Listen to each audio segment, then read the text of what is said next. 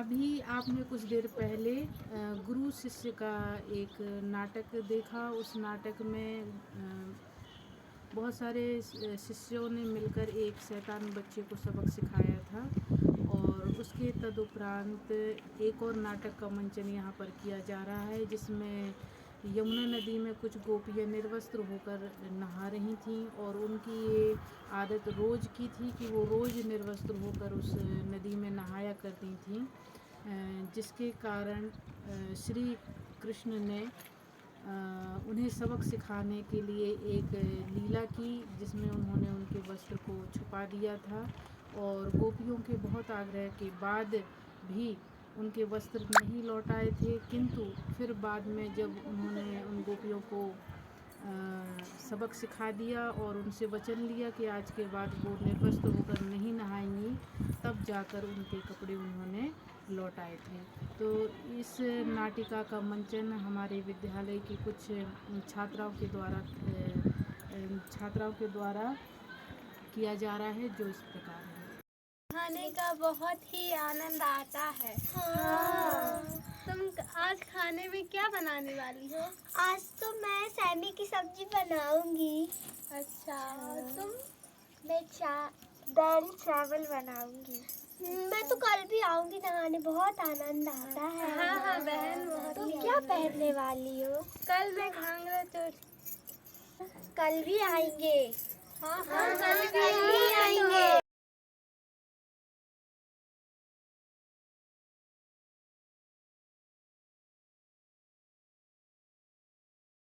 जल्दी घर चलो, अपन को माखन बेचने जाना है। हाँ, चलो।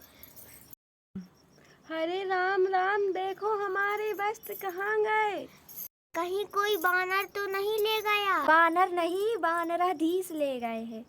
ये तो बांद्राधीश नहीं, ये तो कान्हा है। कन्हैया, ओ कन्हैया, उठो कन्हैया, ओ कन्हैया। कन्हैया, हमारे वस्त्र लौटा दो। नहीं लौटाता, जो करना है कर लो। कन्हैया, हम तो तुम्हारी दासी हैं।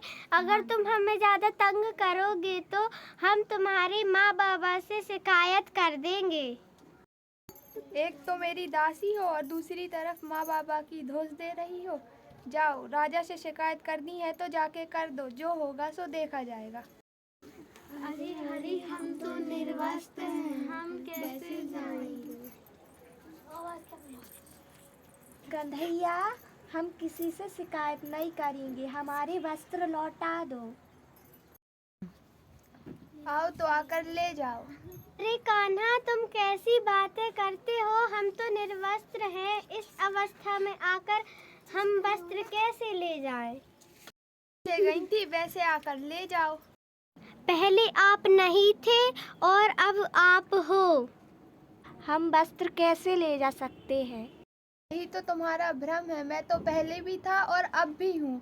ऐसी कौन सी जगह नहीं है जहाँ मेरी सत्ता नहीं। अच्छा तो ठीक है, हम बाहर आकर वस्त्र ले लेते हैं। रुको रुको, ये लो तुम्हारे वस्त्र। मैंने यह लीला गोपियों को निर्वस्त्र देखने के लिए नहीं की है, बल्कि उन्हें सबक सिखाने के लिए की है, क्योंकि हमारे घर की बहू बेटियां हमारी इज्जत है, हमारे सर का ताज है। मैं उन्हें ऐसे निर्वस्त्र अवस्था में कैसे देख सकता हूँ। त्रेता युग की महिलाएं बहुत ही संस्कारवान होती थी। माता सीता ने अपनी पवित्रता सिद्ध करने के लिए अग्नि परीक्षा दी थी और द्वापर युग में राधा ने अपने समाज की लाज रखने के लिए अपने प्रेम का त्याग किया था, और मैंने भरी सभा में द्रौपदी की लाज बचाने के लिए चीर बढ़ाकर अपना भाई धर्म निभाया था। राजघराने की महारानियां अपनी लाज बचाने के लिए जौहर हो जाती थीं।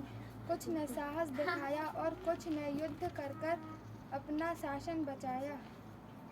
कई महापुरुषों के त्याग और बलिदान से आज हमारे देश की महिलाएं आज़ाद घूम रही हैं, किंतु कुछ महिलाएं पाश्चात्य सभ्यता का अनुसरण करने लगी हैं और अधनग्न होकर घूमने लगी हैं।